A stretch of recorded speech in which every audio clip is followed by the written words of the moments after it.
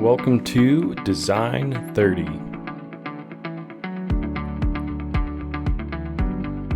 All right, welcome to another episode of the Design30 podcast. Today's episode will be on how to work more efficiently. And this again will be a shorter episode, but I think it's something that will serve as a good reminder for a lot of us.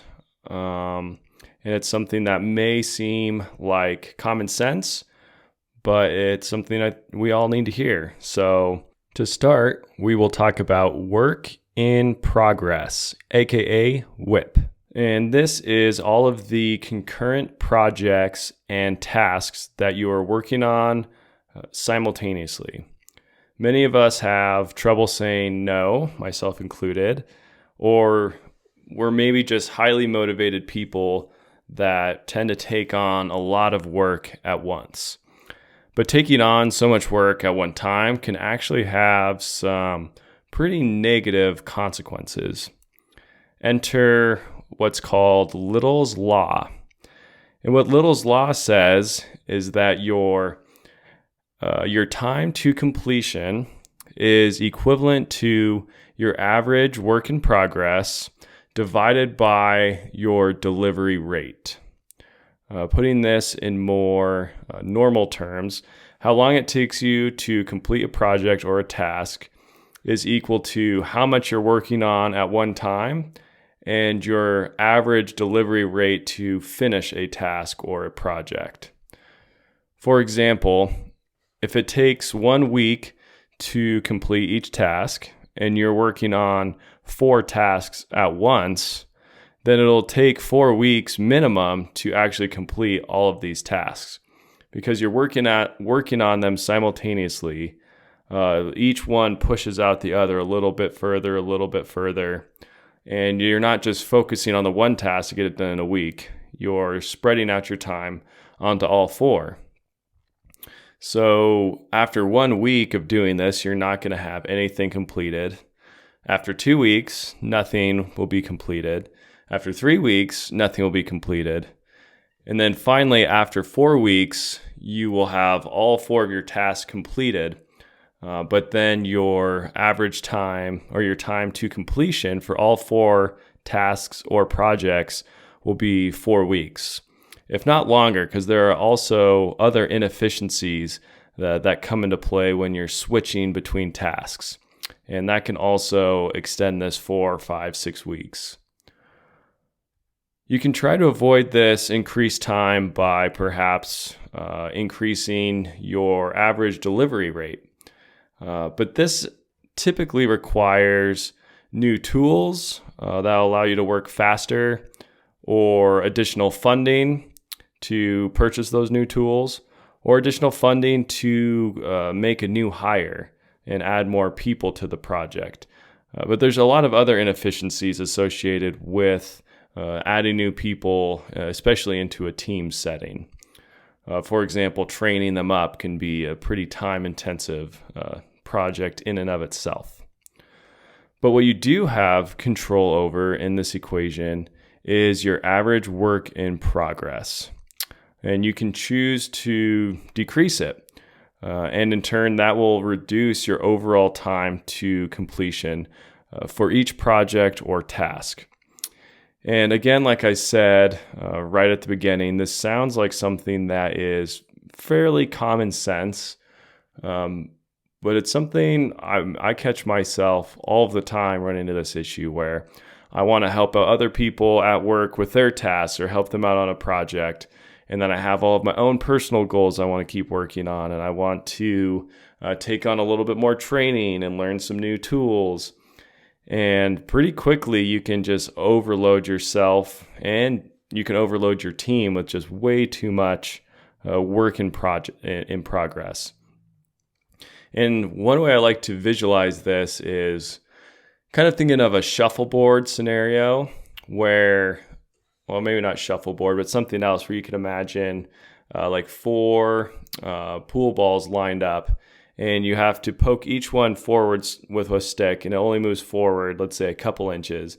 Then you move over to the other one, poke it forward. Then you move to the other one and poke it forward. And if the more and more you add more pool balls to that table, it's just going to slow down and slow down and slow down. And so that's how I visualize this.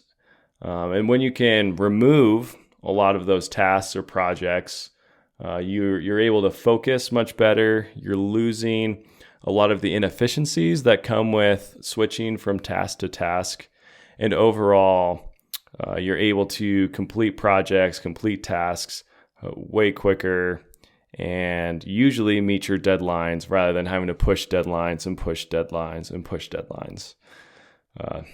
So again, this very short episode, but I think it's something that we all just need a little reminder every now and then when we get caught up and get busy.